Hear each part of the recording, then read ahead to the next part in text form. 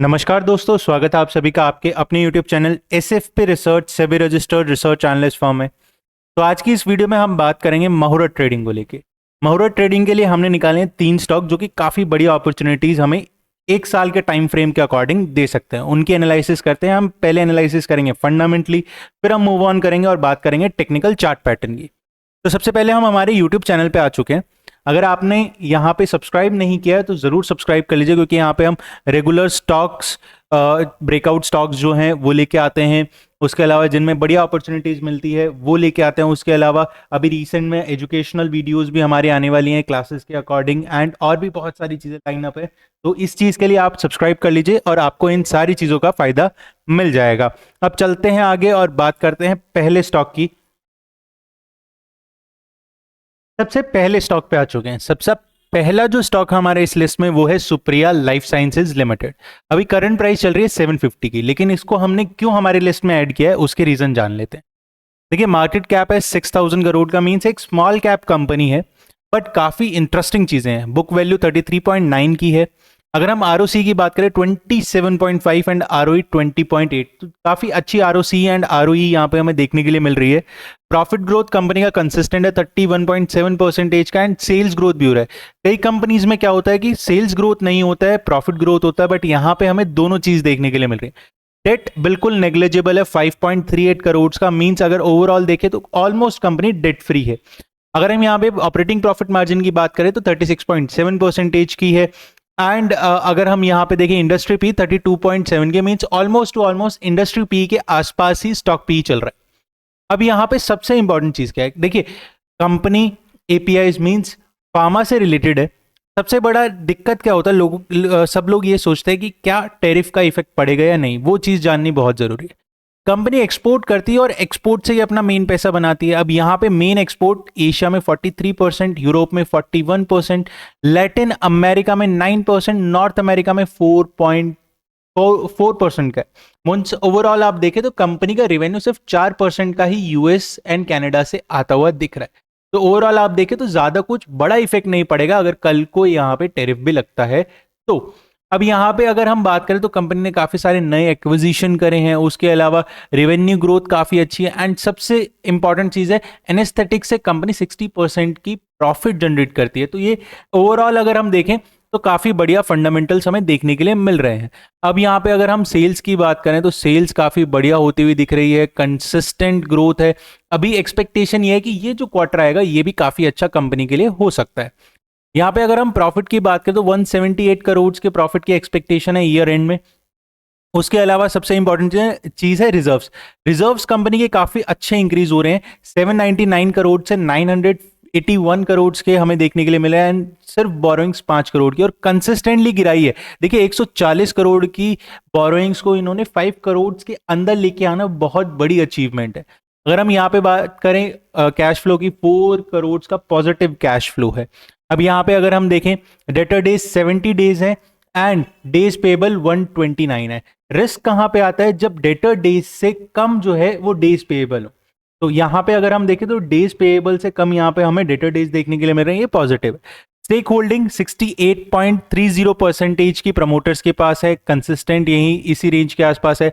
FIS के पास 5.46 की, DIIs के पास 5.22 की।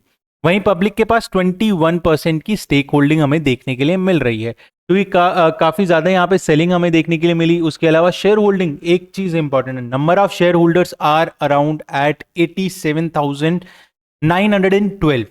अब यहाँ पे हुआ क्या, पहले 91,000 शेयर होल्डर्स थे बट अभी 87। मींस कुछ बड़े हैंड्स ऐसे हैं जो कि छोटे लोगों से शेयर खरीद रहे हैं, मींस हमारे जैसे रिटेलर से शेयर खरीद रहे हैं, मींस बड़े लोगों का इंटरेस्ट यहाँ पे जाग रहा है। तो ये बात हुई फंडामेंटल्स की। टेक्निकली अगर हम देखें, टेक्निकली क्या चीज हमें देखने के लिए मिल रही है। टेक्निकली अगर हम बात करें तो स्टॉक एक ट्रेंड लाइन के रेजिस्टेंस के आसपास है, और उसी ट्रेंड लाइन के रेजिस्टेंस का ब्रेकआउट आज के दिन देते हुए दिखा है स्टॉक। यहां पे अगर आप देखें तो कंसिस्टेंट रेजिस्टेंस था ट्रेंड लाइन का, उसका ब्रेकआउट बना। उसके अलावा अगर आप देखें तो ऑलमोस्ट टू ऑलमोस्ट आपको एक नीचे सपोर्ट जोन दिख रहा है, उसी सपोर्ट जोन से सपोर्ट लेके बार बार स्टॉक ने आज ब्रेकआउट दिया। ट्रेंड की बात करें तो डेली ट्रेंड अप ट्रेंड है, वीकली ट्रेंड अप ट्रेंड है, मंथली साइडवेज है, क्योंकि काफी टाइम से दिसंबर 2024 से कंपनी एक ही रेंज में फंसी हुई है। उसके अलावा अगर आप देखें तो एक ही रेंज के अंदर स्टॉक ट्रेड कर रहा है। और यहाँ पे भी मैं एक ट्रेंड लाइन ड्रॉ कर लूँ तो एक यहाँ पे आपको रेंज दिख जाता है, उसी रेंज के अराउंड स्टॉक अभी भी ट्रेड कर रहा है। तो एक फ्लैग के अंदर या फिर एक ट्रायंगुलर पैटर्न के अंदर स्टॉक ट्रेड कर रहा था और उसका ब्रेकआउट मिला है। एक बढ़िया अपॉर्चुनिटी यहाँ पे हो सकती है और टारगेट्स भी काफी बड़े आ सकते हैं। अब यहाँ पे अगर हम देखें तो कोई भी स्पेसिफिक रेजिस्टेंस नहीं है। तो यहाँ पे अगर हम स्ट्रैटेजी की बात करें, एज पर आवर रिसर्च क्या चीज बनती है, देखिए entry price, long term investment, time frame minimum 1 साल का है, तो उसके हिसाब से आप देख सकते हैं कि करंट प्राइस पे लेना है। वहीं अगर हम बात करें एसएल की, एसएल इज मोस्ट इंपॉर्टेंट। अब यहाँ पे दो तरीके के एसएल ले सकते हैं, एक कंजर्वेटिव और एक रिस्की। रिस्की बनता है 700 का। वहीं अगर कंजर्वेटिव की बात करें, क्योंकि लॉन्ग टर्म के हिसाब से कंजर्वेटिव एक सेफ जोन में लेके चल सकते हैं, तो यहाँ पे 640 का एसएल बनता है, जो कि इस ट्रेंड लाइन के नीचे है। अगर उसके आसपास क्लोज होता है तो वहां पे स्टॉक में वीकनेस देखने के लिए मिल सकती है। वहीं पे अगर हम टारगेट्स की बात करें, टारगेट क्या क्या हो सकते हैं, देखिए पहला टारगेट इसका ऑल टाइम हाई के अराउंड 825 का बनेगा। Next target will be of 850, next target will be of 900 and final target, अगर मैं बात करूं फाइनल टारगेट यहाँ पे 1000 का हम लेंगे एज पर टेक्निकल। तो ये बात हुई टारगेट्स की, एसएल की। अब यहाँ पे देखिए लॉन्ग टर्म में क्या स्ट्रैटेजी रहती है, लॉन्ग टर्म में कभी भी जब हम बाय करते हैं तो हम सेफ एसएल लेके चलते हैं। दूसरी बात, हम उसमें एक चीज हम ध्यान रखते हैं, वो ध्यान क्या रखते हैं कि अगर स्टॉक में कॉल आता है, सपोर्ट्स के आसपास आता है, क्योंकि ईएमए का supported, green line is of 20 MA, blue line is of 50 MA. तो अगर यहाँ पे ईएमए के आसपास आता है तो हम एक्यूमुलेट करते हैं और ज्यादा बाइंग यहाँ पे करते हैं, नंबर ऑफ शेयर्स इंक्रीज करते हैं, अपना एवरेज बाइंग जो प्राइस नीचे लेके आते हैं। टारगेट्स इंटेक्ट रहेंगे। एक बढ़िया अपॉर्चुनिटी सुप्रिया लाइफ साइंस में आने वाले दिनों में दिख सकती है एज पर मोहरा ट्रेडिंग। अब बात करते हैं नेक्स्ट स्टॉक की। यहाँ पे हम आ चुके हैं हमारी इस लिस्ट के सेकंड स्टॉक पे। सेकंड स्टॉक जो हमने इस लिस्ट में लिया है वो एक बैंकिंग स्टॉक जिसका नाम है bank of Maharashtra. Bank of Maharashtra में काफी बड़ी अपॉर्चुनिटीज बनती हुई कैसे, देखिए मार्केट कैप 45,000 करोड़ का है, कंपनी बढ़िया प्रॉफिट कर रही है, डेट यहाँ पे 3,34,691 करोड़। अब कई लोग कहेंगे सर इतना ज्यादा डेट कंपनी कमाएगी कैसे, देखिए डेट ज्यादा है बट बैंकिंग में फाइनेंस से रिलेटेड कंपनीज में डेट हमेशा रहता है, क्योंकि वो उधार पे पैसा लेके आगे प्रोवाइड करते हैं। एक पीएसयू बैंक है, वहीं पे सबसे इंपॉर्टेंट चीज यहां पे जो देखने के लिए मिलेगी वो कंपनी जो है, बैंक जो है वो कंसिस्टेंटली रिवेन्यू अपना इंक्रीज कर रहा है, एसेट क्वालिटी इंप्रूव हो रही है। उसके अलावा अगर आप देखें तो gross NPA and net NPA बिल्कुल कंट्रोल में है।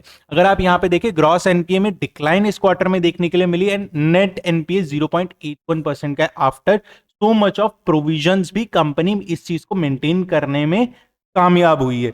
अगर हम यहां पे बात करें कंपनी के शेयर होल्डिंग पैटर्न की, 76.60% प्रेसिडेंट ऑफ इंडिया के पास है, एफआईआईस के पास 2.31% है, डीआईएस के पास 10.06% है, पब्लिक के पास यहाँ पे 8% आपको देखने के लिए मिल रही है। ओवरऑल आप देखें तो यहाँ पे नंबर ऑफ शेयर होल्डर्स में भी गिरावट हुई, जो कि 10 लाख प्लस थे वो 9,74,000 आ चुके, तो ये भी एक पॉजिटिव प्रोस्पेक्ट आ जाता है।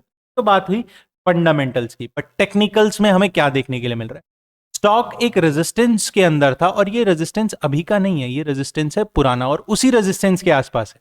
ऑलमोस्ट आज क्लोजिंग रेजिस्टेंस के अपर एंड पे दिए, यहां पे लगभग आप देखें तो सितंबर 2024 में ये रेजिस्टेंस क्रिएट हुआ था और उसके बाद में कंपनी या फिर स्टॉक प्राइस उसको क्रॉस नहीं कर पाया, बट अभी यहां पे कोशिश कर रहा है। साथ ही साथ एक स्ट्रॉन्ग सपोर्ट रेंज बन रहा है। सपोर्ट रेंज कैसे बन रहा है, सपोर्ट रेंज बन रहा है ट्रेंड लाइन का। स्टॉक कंटिन्यूअसली एक ही रेंज के आसपास सपोर्ट ले रहा है और एक ही रेंज से यहां पे मूव करता हुआ हमें दिख रहा है। तो ये नीचे एक सपोर्ट मिल जाता है, साथ ही साथ breakout formation 20 MA and 50 MA का कंटिन्यूअस सपोर्ट, और इस बार यहां पे आपको गोल्डन क्रॉसओवर भी देखने के लिए मिला है, तो ये भी एक पॉजिटिव बन जाता है। टारगेट्स की बात करें एंड एसएल की बात करें, देखिए सबसे पहले हम बात करते हैं एसएल की। एसएल एक कंजर्वेटिव यहां पे रहेगा 50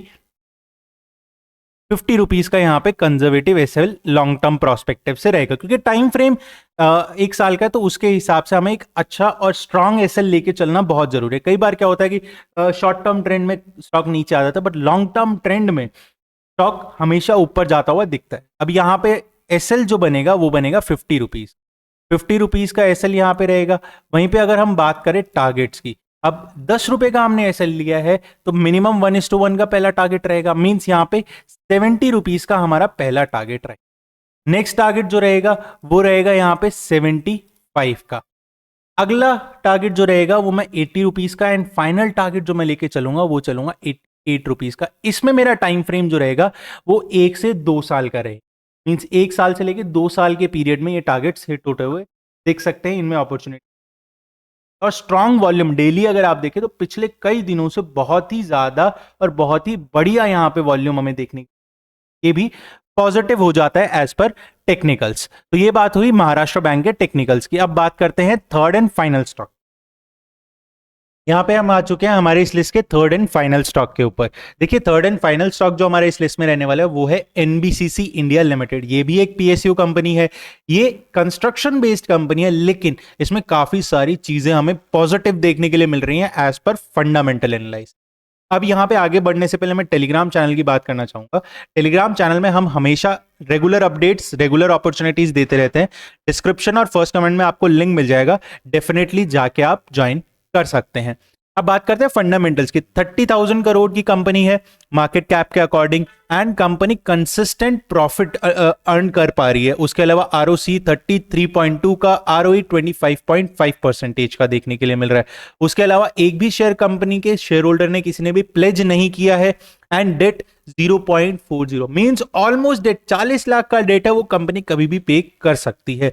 अगर हम यहां पे बात करें बुक वैल्यू से अभी अगर हम देखें तो स्टॉक पी 48.2 का एंड बुक वैल्यू 9.18 रुपीज का है। उसके अलावा अगर हम बात करें इंडस्ट्री पी 21.9 की हमें देखने के लिए मिल रही है। कंपनी को काफी सारे प्रोजेक्ट्स मिलते रहते हैं, एंड इस वक्त ऑर्डर बुक काफी स्ट्रांग कंपनी की हमें देखने के लिए मिल रही है। पित्रोस की स्कोर 8 का है जो कि हाईली रिकमेंडेड रहता है एज पर, अगर हम बात करें फंडामेंटल एनालिसिस, अगर कोई लॉन्ग टर्म के लिए कोई स्टॉक देखता है तो। सेल्स की बात करें, कंपनी का कंटिन्यूअस 2000 करोड़ के आसपास का सेल रहता है। वहीं पे प्रॉफिटेबिलिटी 100 करोड़ से ज्यादा होती है। देखिए मार्जिन इस फील्ड में कम है क्योंकि देखिए गवर्नमेंट की कंपनी है और मार्जिन वहां पे कम जनरेट होता है, तो उस वजह से मार्जिन यहाँ पे कम है इस कंपनी का, बट प्रॉफिटेबिलिटी काफी अच्छी देखने के लिए मिल रही है। अगर हम यहाँ बात करें फाइनेंशियल ईयर की, तो फाइनेंशियल ईयर वाइज इस बार हाईएस्ट एवर प्रॉफिट जनरेट करने की एक्सपेक्टेशन है 585 करोड़ की।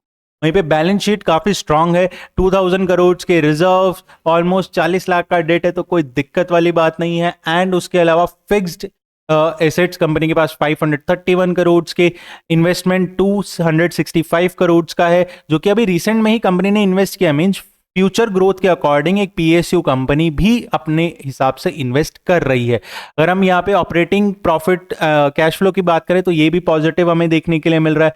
एंड सबसे इंपॉर्टेंट प्रमोटर्स में 61.75% प्रेसिडेंट ऑफ इंडिया के पास, एफआईआईज लगातार इसमें बाइंग कर रही हैं। जो डिप आया था उसमें एफआईआईज का इंटरेस्ट यहाँ पे जाग चुका है, एंड साथ ही साथ यहाँ पे हमें डीआईआईज भी बाय करती हुई दिख रही हैं। तो 5.34% की एफआईआईज के पास, 10.97% की डीआईआईज के पास, एंड पब्लिक के पास 21.95% की स्टेक होल्डिंग हमें देखने के लिए मिल रही है। एंड शेयर होल्डर्स की अगर हम बात करें, देखिए दिसंबर में जो 16 लाख शेयर होल्डर्स थे वो टेक डाउन हो चुके हैं, एंड अब हो चुके हैं 13.54 लैक्स, तो ये भी पॉजिटिव हो जाता है।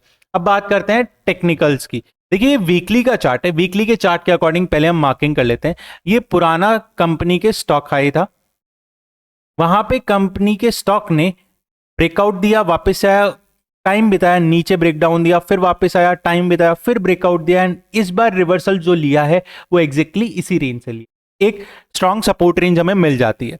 अब हम यहाँ पे बात करते हैं डेली चार्ट के अकॉर्डिंग। डेली चार्ट के अकॉर्डिंग हमें क्या चीज देखने के लिए मिल रही है। डेली चार्ट के अकॉर्डिंग अगर आप देखें तो दो चीजें हैं यहाँ पे। सबसे पहला एक रेजिस्टेंस जोन है जो कि रिसेंट का ही बना हुआ है, ठीक है। इस रेजिस्टेंस जोन के आसपास स्टॉक ट्रेड कर रहा है, ब्रेकआउट एक्सपेक्टेशन बन जाता है। दूसरी बात यहाँ पे एक ट्रेंड लाइन भी है, ये ट्रेंड लाइन स्टॉक को इस वक्त रेजिस्ट कर रही है ऊपर जाने से। तो इसका अगर ब्रेकआउट मिलता है जो कि लगभग 115 के ऊपर है, 115 के ऊपर अगर सस्टेन करता है तो यहाँ पे ब्रेकआउट हमें मिल सकता है। साथ ही साथ करंट प्राइस पे भी लॉन्ग टर्म प्रोस्पेक्टिव से एंट्री करी जा सकती है एज पर आर एनालिसिस। अब यहाँ पे अगर हम बात करें एसएल की, देखिए लॉन्ग टर्म का टाइम फ्रेम की बात कर लेते हैं। इसका टाइम फ्रेम स्टॉक का जो है वो है यहाँ पे 1 से 2 साल का।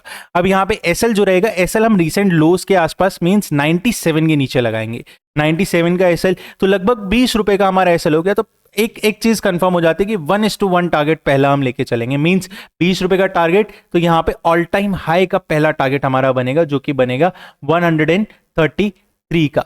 नेक्स्ट टारगेट जो रहेगा वो रहेगा यहाँ पे 137 का।